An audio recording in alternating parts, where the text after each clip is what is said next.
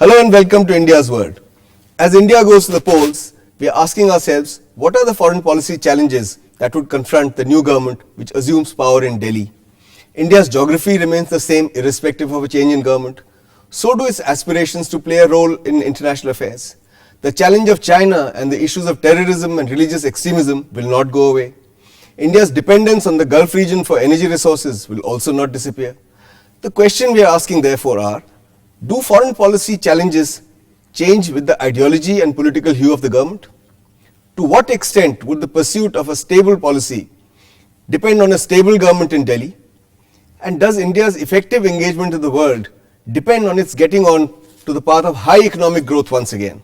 To discuss these and related questions, we have with us a very eminent panel of experts. We have with us Ambassador Kanwal Sibal, Foreign Secretary of India from July 2002 to November 2003, under External Affairs Minister Yashwant Sinha of the BJP. And we have Ambassador Shashank. He was Foreign Secretary of India from November 2003 to July 2004. You worked under both governments, the BJP and for some time under the Congress government. So Yashwant Sinha's tenure and Natwar Singh's tenure as Foreign Minister. We have Ambassador Rajiv Sikri, a very eminent diplomat, 36 years career in Indian Foreign Service, many high-profile assignments, but more importantly for the purposes of this discussion, author of a seminal book on Indian foreign policy, Challenge and Strategy, Rethinking India's Foreign Policy.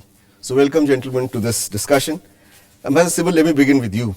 To what extent is the foreign policy of India determined by the politics or the political ideology of the government of the day?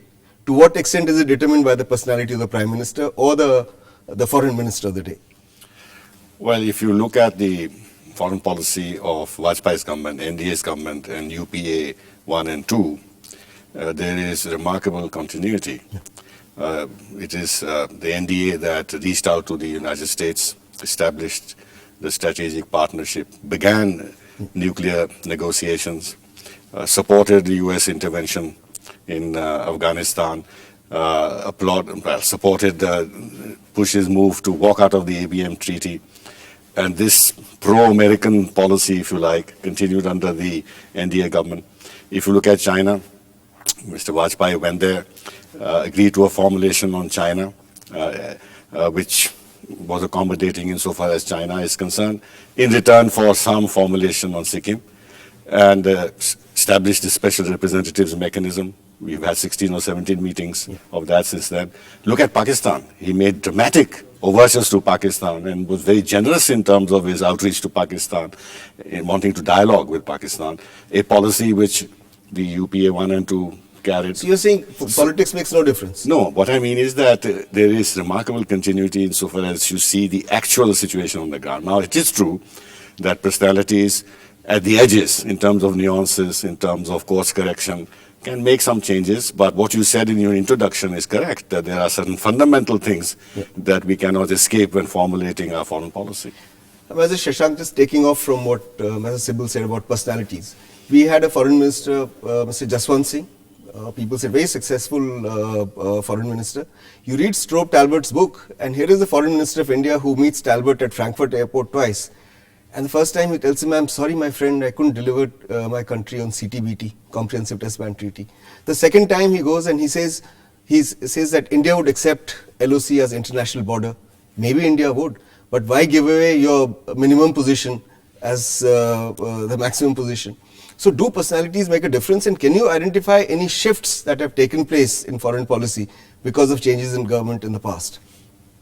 Well, if you're looking at that, Jaswant Singh ji is a very special personality. As a good specimen of a Rajasthan nobility, he is very courteous and he is willing to go more than halfway to accommodate the other interlocutors. So whether it's Strobe Talbot on one hand, Taliban on the other, he has done that again and again.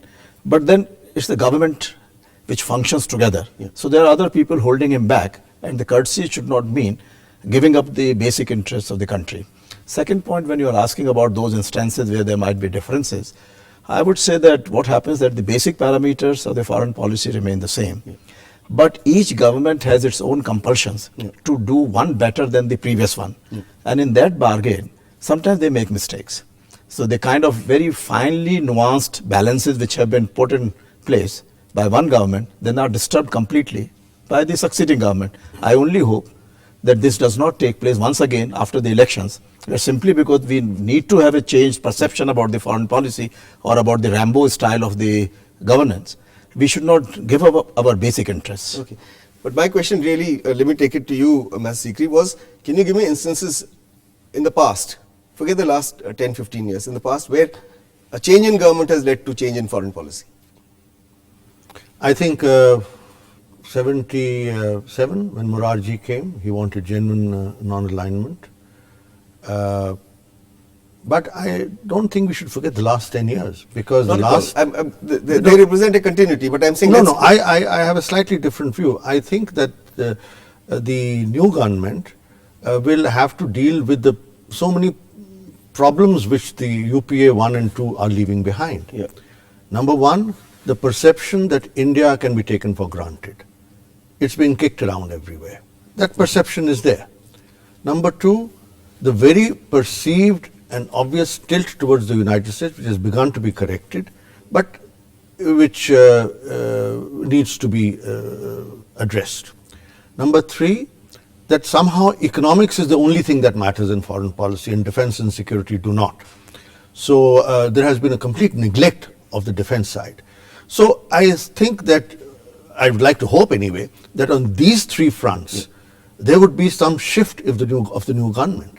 Because over the last 5 years, certainly, there has been a period of complete drift in our foreign policy. We don't know where we are headed. The world is no longer taking us that seriously as it was in UPA 1. So the government has to address itself, why is this happening, and what should we do to correct it? Well, Sibal, does foreign policy depend on big ideas, like Prime Minister Vajpayee came and conducted a nuclear test and sort of declared India to be a nuclear power. Then in UPA 1, Prime Minister Manmohan Singh went and sort of pressed for the Indo-US civilian nuclear deal. So are these big ideas, do big ideas shape foreign policy, or is it something more intricate, something more intricate, detailed sort of and patient strategic engagement, building the edifice of foreign policy brick by brick? See, what you call big ideas are simply a product of circumstances. When the time is ripe, then certain important decisions get taken, and then of course you interpret them as somehow some big ideas that were grasped from thin air and because of the imagination and vision of some person. It's not like that at all. When we conducted our nuclear tests in 1998, if you look at what happened prior to that, and the most important thing was the United States' open declaration that their policy was to freeze and eliminate India's nuclear capability, and the CTBT and FMCT were actually promoted to achieve that.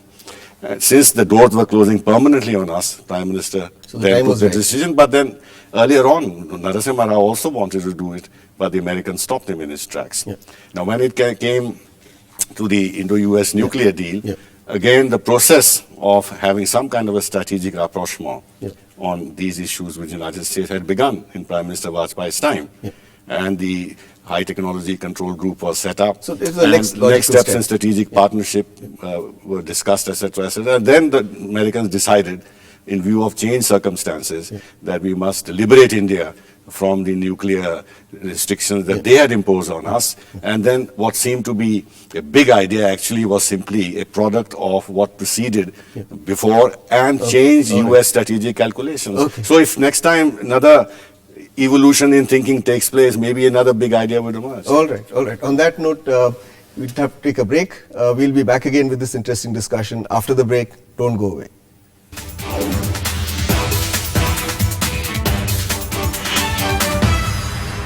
Welcome back. We are discussing the foreign policy challenges that are likely to confront the next government that assumes power after the general election. Mr. Shashank, let's talk about some big issues. How would you assess the China policy of the outgoing government, and what is it that the new government should do which the present government has not done in dealing with China? No, there are certain compulsions in dealing with China, because it is not only a permanent member of the Security Council, very soon it will be in purchasing power terms largest economy in the world. It will overtake the United States economy, and maybe in another 10-12 years will be double the size of the American economy. So we have to keep that in mind. that the Americans and Chinese have been moving towards a G2 kind of a grouping. So how do we maneuver our position within that? Then within Asia, we find that, of course, there are many countries which are now coming under pressure or threats from China. And India needs to take a leadership role in building up friendly alliances and structure for an Asian peace and growth momentum, and pieces have already been put in place, but I think the new government will have this challenge to bring together that, especially now that Iran and Burma, they have been more or less accepted by the international community, and Afghanistan is going to have a major change, new government and withdrawal of the American We're going to talk about the neighborhood, but let's keep to China for a minute. You know, what does it mean to say that China is an expansionist country and that the UPA government has been timid in dealing with China, while at the same time we actually want Chinese investment and we want more balanced and robust trade with them? I think we have to deal with China not on one game plan, but have a plan A, a plan B, a plan C, depending on which how things develop. Yeah. Certainly we want to have a cooperative relationship. I don't think it's in India's interest to have a permanently hostile relationship with China. So we should constantly be searching for ways in which we can strike a deal with China on the border or Tibet or whatever it is. At the same time, we have to have our ties with other countries to have options in case China relationship sours, which is what we are doing Shashank with Japan and Southeast Asia and other countries. So China is not to be handled in a unidimensional matter. Okay. I think that the strategic aspect of China's relationship will always be more important than the economic one, and I think that we should do some forward thinking on what to do with Tibet, because in any post Dalai Lama situation it could get very, very complicated. Okay. So we should be planning for that. All right, thank you. Let's talk about the US. How should the next Prime Minister deal with the United States of America? What should he do to improve ties, and what could be the handicaps or advantages of the next Prime Minister? Before I address that, one short point on China. I think if Modi becomes Prime Minister, he should visit Tawang.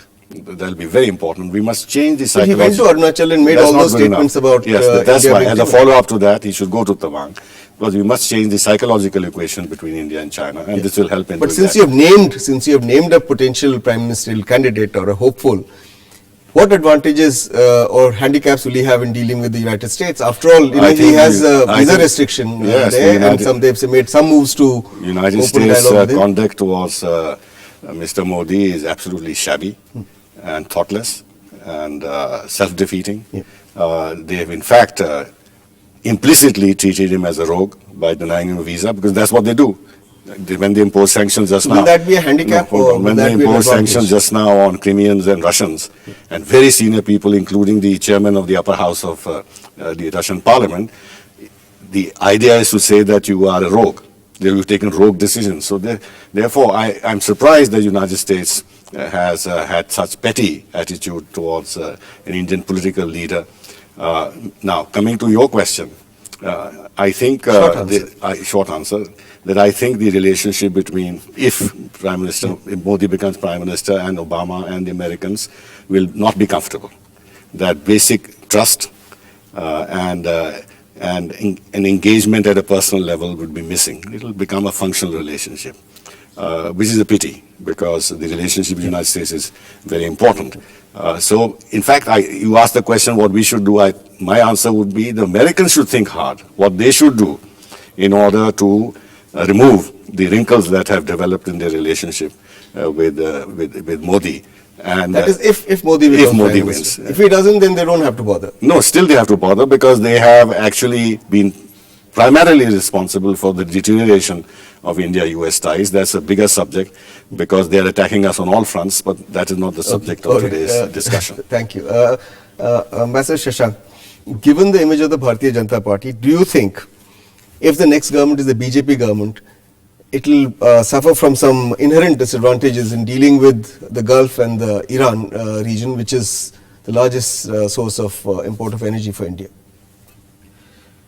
I don't see any such thing. If you remember that Jaswant Singh ji had gone to Saudi Arabia and he was presented one of the finest horses by the Saudi royal family. And the Gulf countries around that time had come to India and said, look, they would like to put huge investments in India. So, and Iran, India cooperation on Afghanistan, as well as on the North-South corridor, was praised by even our detractors. So therefore, I don't see much of a problem. The anti-Muslim image, rightly or anti-Muslim wrongly, of the image is BJP within is India. not an issue. And we have seen that Kashmiris have been talking more and more about the positive impact of Vajpayee's foreign policy and his initiatives on Kashmir. And since Modi ji and BJP have been talking about carrying forward Vajpayee's legacy, therefore it will have all aspects of Vajpayee's legacy. Okay. Ambassador Sikri, what should the next government do, which the present government hasn't done, to tackle the issue of terrorism and religious extremism in India's neighborhood and elsewhere in the world? First, let me just add a word to what Ambassador Shashank said. Quick word. I think that we need to have a far more active and imaginative policy on the Gulf and West Asia, where we have huge interests, whether it is in terms of oil, potentially gas, Indians, trade, and the conflicts that are brewing. So we must be more active in this region and probably take a role in the defense of this region also. As far as terrorism is concerned, I think we should see how we can insulate ourselves from this problem, this Pakistan, Afghanistan region to some extent. I don't think that we'll be able to solve it, but we have to get around this issue. So international cooperation will continue, and we must have better systems in place within India to ensure that such terrorist attacks do not take place. Now, the latest incident is Malaysian Airlines plane. There's so many lessons for us to learn on what kind of response systems we might have. If, as Stroop Talbot says, this was a plane carrying biological or chemical weapons destined for a 9/11 type of attack on India, what is our preparedness for that kind of thing? So we must be a little more imaginative and anticipatory, not just reactive. Stroop Talbot's dreams or his it's not a dream, but painting of scenarios, why should it become so important? No, or is it you're saying that we don't have such systems in place? I'm saying we don't have systems in place, and we need to put systems in place on the security side, including the structure of national security management. I think that the present system where the NSA wears multiple hats, he's the diplomatic advisor, he's also responsible for nuclear, he's coordinating with, I think this is too much.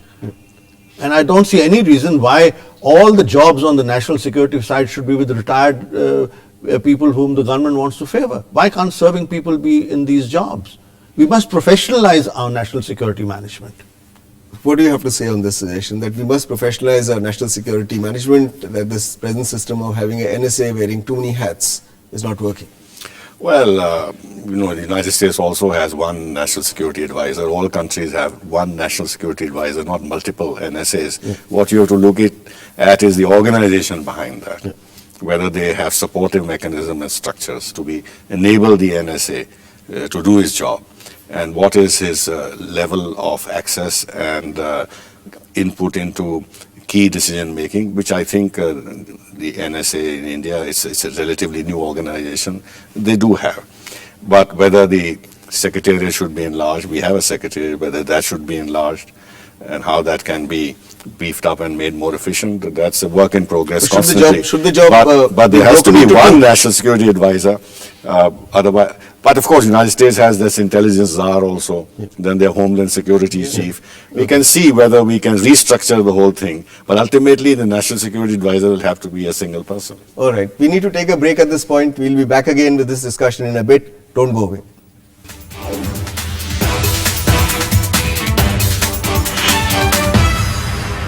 Welcome back. We are discussing the foreign policy challenges that are likely to face the next government.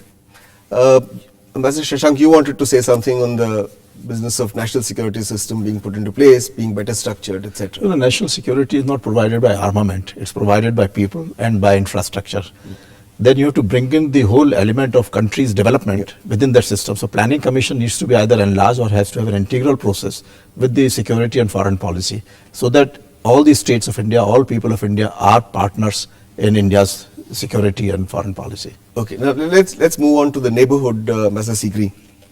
Do you think there is any political consensus in this country over its policy towards the neighborhood? Even if you leave aside Pakistan, you take Bangladesh, no consensus on exchange of enclaves or on boundary demarcation. Sri Lanka, no consensus on India's approach towards Sri Lankan Tamils. Nepal, no consensus over what kind of state Nepal should have. There are some people who still think it should go back to being a Hindu nation. So how big a challenge is the neighborhood to the next government? A very big challenge indeed, because it is a prime security concern. I think different states which are neighboring our neighboring countries will definitely have a role to play in deciding policy, and it will be the job and responsibility of the central government to convince them of the larger picture. Secondly, we must engage with our neighbors much more intensively. If you look at last 10 years, I think the number of bilateral visits that the Prime Minister has paid to our neighboring countries is very few. You must engage with them. You must win their confidence. 3, I think you have to try and integrate them more with your own growth story and make them stakeholders in your success, so that they also feel that they're also benefiting from India's growth. So some economic integration and attitude that we are more generous to them in our concessions. Okay, that's very well said. Mr. Sibal, if the next government is led by the Bharatiya Janata Party or supported by the Bharatiya Janata Party, how would that impact India's Pakistan policy? Some of you have said the new government will follow Vajpayee's legacy. Or is it possible they will go back to saying that give us back our 20 terrorists and find out where Dawood Ibrahim is, otherwise no dialogue? Well, that will remain on the agenda. But of course, we know Pakistan will not give us satisfaction on that. But a couple of things have to be done. One is we must restore the linkage between dialogue and terrorism. And we must stop this nonsense that both countries are victims of terrorism, as if we are responsible for terrorism in Pakistan implicitly. We should not be eager to re-engage in a dialogue. We must demand substantial moves by Pakistan to create the conditions for a dialogue. Siachen should be out of any discussion with them. And this thing about wanting to visit Pakistan as if the visit itself is a big diplomatic gain that would accrue to us, that also I think should be off the agenda. In other words, we should demand from Pakistan forward movement on issues of vital concern to us, and don't look upon dialogue as a process that justifies, as a process which in itself is desirable, and therefore India can afford to make unilateral and generous gestures to Pakistan in order to keep Pakistan within the structures of a dialogue with us. It is for Pakistan actually to look at this thing more positively rather than us. Okay, thank you. Mr. Shashank, you've said that states must have a stake in national security. Should states also have a stake in foreign policy making? Because one BJP leader, Narendra Modi to be precise, has said that every state and union territory of India should be given one foreign country to deal with, and this way we'll have 30 bilateral agreements functioning efficiently. Now, do you think that's a naive idea? Do you think that's a good idea? And if it's a good idea, how do you balance states conducting their own diplomacy with center-state relations and India's overall national interests? You know, India is going to, whether you like it or not, in the next 20 years, will be one of the largest economies in the world if we continue to grow at 5 to 6% per year. So therefore, we have to have a model for peace and prosperity in our neighborhood. Unless you have that model, then either you will be treated on the same basis as America's Monroe Doctrine or Russia's Crimea policy or China, what it has done over Tibet and Xinjiang. Therefore, you have to have that. So Modi has given a certain kind of an idea. What we need in Southeast Asia and East Asia, we find growth triangles, growth quadrangles, etc. So we can try to develop those. India's states will get involved. So if Sri Lanka benefits, Tamil Nadu should also benefit, Kerala should also benefit. If Bangladesh benefits, then West Bengal should also benefit. It should not be at the expense of our own states. All right. So quickly, we're running out of time, sir. Sorry, but last question to you, your comment on this, that do you think that the border states where transboundary sharing of resources is involved should actually be involved in formulation of foreign policy? Rather than they're dealing directly with those countries, that the center should take into account, say, West Bengal's water needs while signing the Teesta Accord, the sentiment of Tamils, the cultural links of Sri Lankan Tamils with Indian Tamils, maybe the cultural links of people of Rajasthan with people on the other side in Pakistan. Certainly they have to. It has always been the case. You cannot have foreign policy in a vacuum. But then, as I said, you also have to have a two-way interaction and convince the states that there is the state interest, but there's also a larger national interest. And it's not just saying that we are dealing with foreign policy. You have to convince them, you have to take them on board, make them stakeholders. The Faraka agreement with Bangladesh was possible only because Jyoti Basu was on board and was given the credit for it. Here, Mamata Banerjee may have been on board if she had been allowed to play a prominent role. I don't know. Okay, thank you. I mean, I don't think we've come up with very specific sort of issues that the next government will face. We've come up with generic issues because we don't know what the next government is going to be, what will be its shape. So I hope we'll come again after the next government is formed, and then we can discuss some of these things much more specifically and link them with the personalities of people in power. But meanwhile, thank you very much for coming here and analyzing the situation for us. That's all we have for you today. We'll be back again next week with another interesting issue. Till then, goodbye and thanks for watching.